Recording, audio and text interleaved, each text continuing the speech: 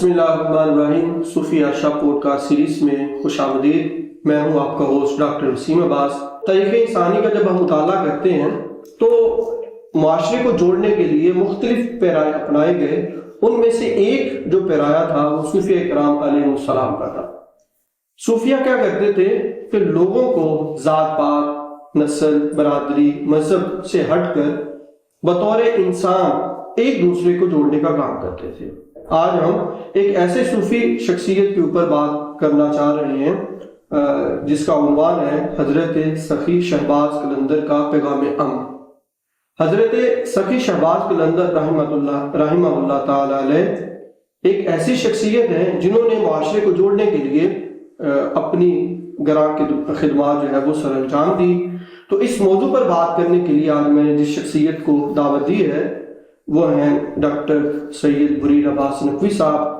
Doctor صاحب نے حال ہی میں اسلامک سوشو پولیٹیکل تھاٹ کے اندر اپنی پی ایچ ڈی مکمل کی ہے۔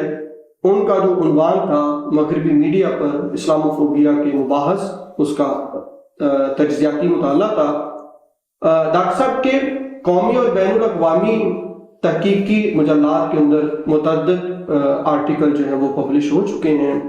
موصوف شاعر بھی ہیں، ادیب بھی ہیں، اور آپ کا جو تعلق ایسے خاندان کے ساتھ ہے جو براہ راست خانہ فقر کے ساتھ وابستہ ہے۔ ڈاکٹر صاحب مختلف علمی اور فکری نشستوں کے اندر تشریف لاتے رہتے ہیں، تو آج کی جو فکری نشست ہے ان کے لیے ان کو بطور خاص دعوت دی گئی ہے کہ وہ حضرت سخی شہباز قلندر رحمہ اللہ تعالی علیہ کا ہمارے ساتھ ان کا جو امن کا پیغام ہے وہ بتائیں کہ اصل میں ان کا امن کا پیغام کیا تھا اور کس طرح انہوں نے معاشرے کے اندر انسانیت کو جوڑا۔